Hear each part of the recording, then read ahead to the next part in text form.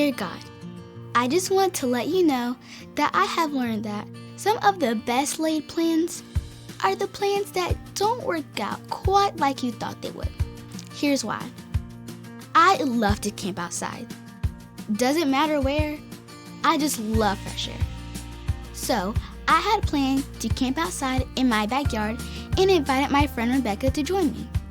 Rebecca had never been camping before and had never even slept outside. So I was pretty excited to introduce her to the wonders of sleeping outside. But it wasn't to be. Rebecca seemed nervous, like she did not like the camping idea anymore, which bummed me out a little. I really wanted to share something I love with her, but I also didn't want her to be nervous or scared. At that moment, I could have pitched a fit, piled on the peer pressure, or even left her while I camped outside. But instead, I told Rebecca it was okay if we stayed inside. I just wanted to hang out with her. But then, Rebecca came up with a great idea. We still went camping, just inside. It was fun. We also got to eat some good treats and watch a funny movie together. Things didn't go as planned, but Jesus, that's okay. You showed us we should take care of each other. That's who you are, so that's who I wanted to be to my friend. Thank you for loving me and helping me love like you. Until next time, love, Jane.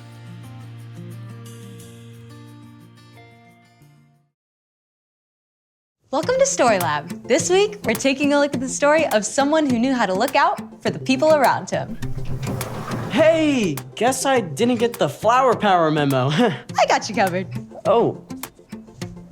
All right. That's great.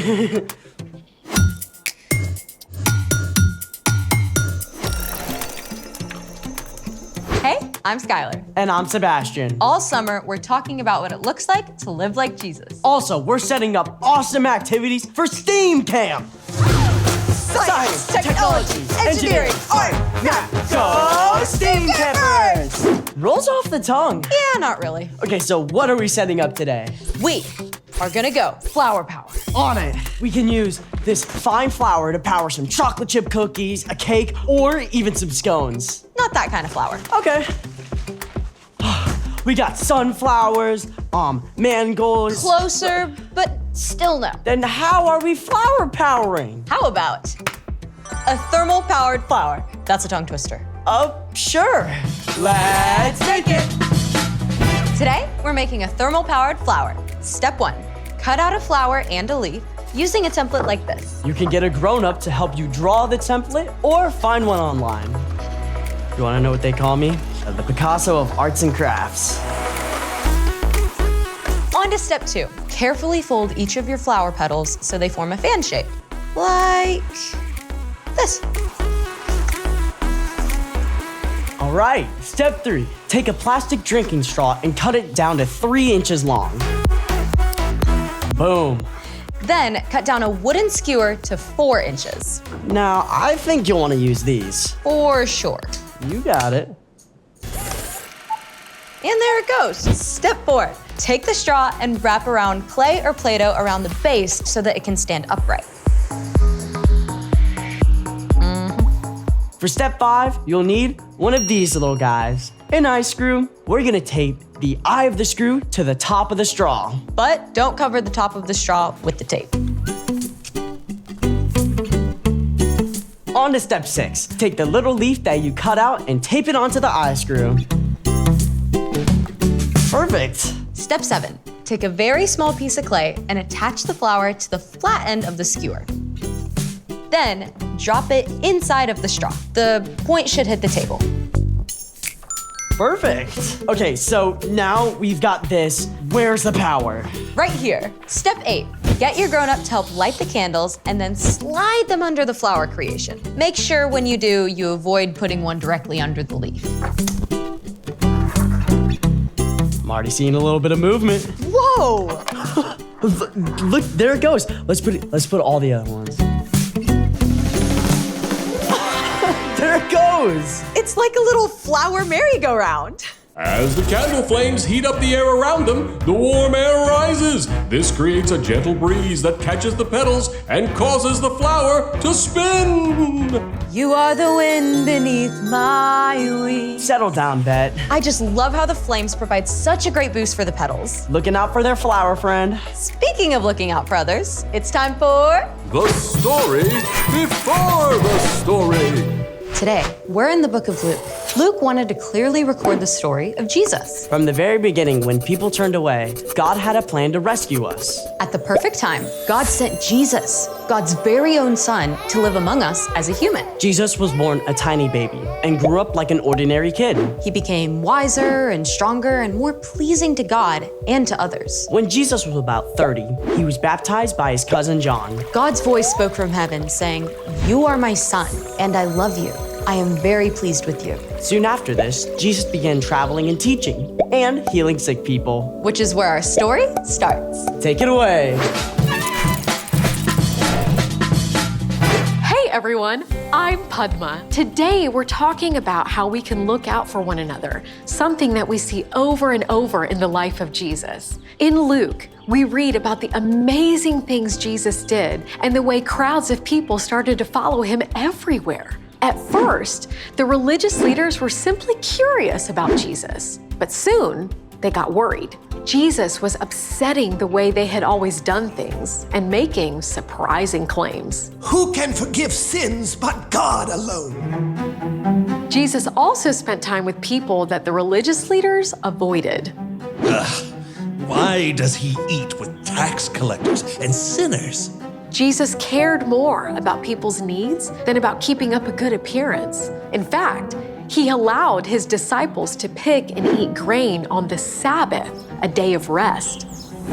That's against the law. The religious leaders were talking about the special laws that God had given the Israelites when Moses led them out of Egypt. God wanted the people to learn to rest and to take time to connect with God. Remember to keep the Sabbath day holy. Do all your work in 6 days.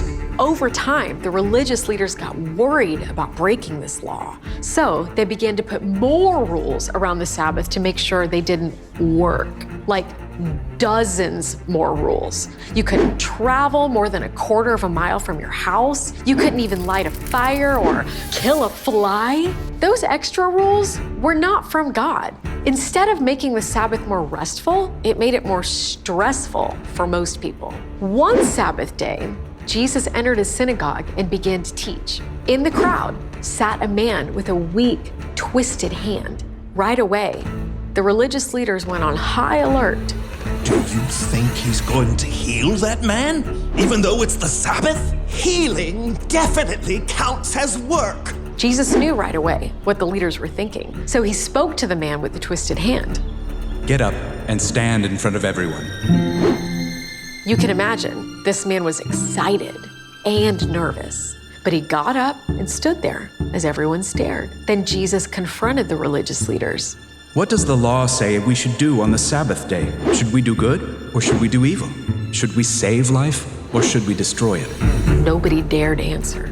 So Jesus spoke to the man with the twisted hand. Stretch out your hand. The man reached out. Everyone could see his hand had become completely whole and good as new.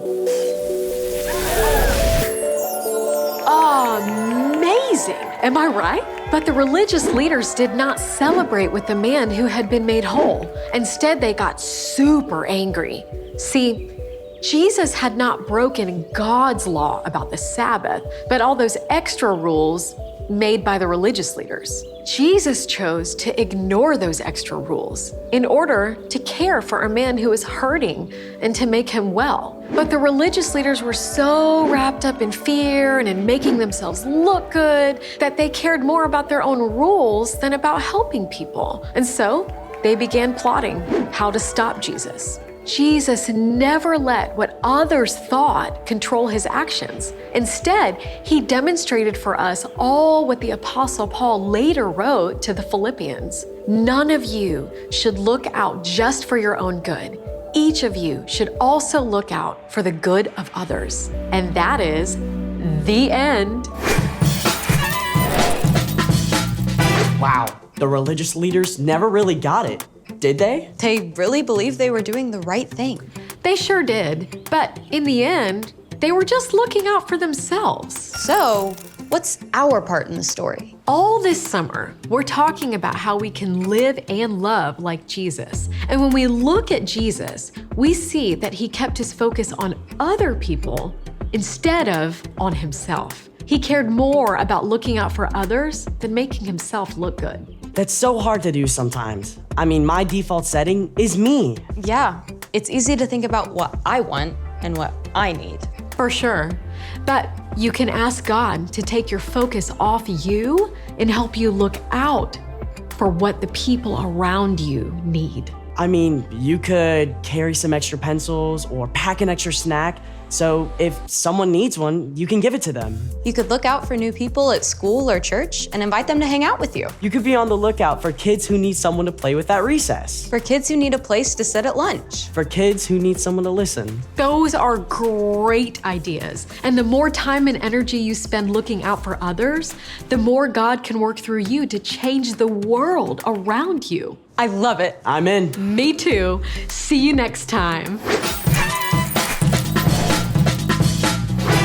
So here's the thing. Look out for one another. Your family. Your friends. Your classmates. Your neighbor. Because then they can say, "You are the wind beneath my..." I'd rather see it than hear it. Who doesn't need a little flower power in their day? Thanks for joining us in the Story Lab. See you next time. Think we can make it go faster with a little more candles? Oh, you're on.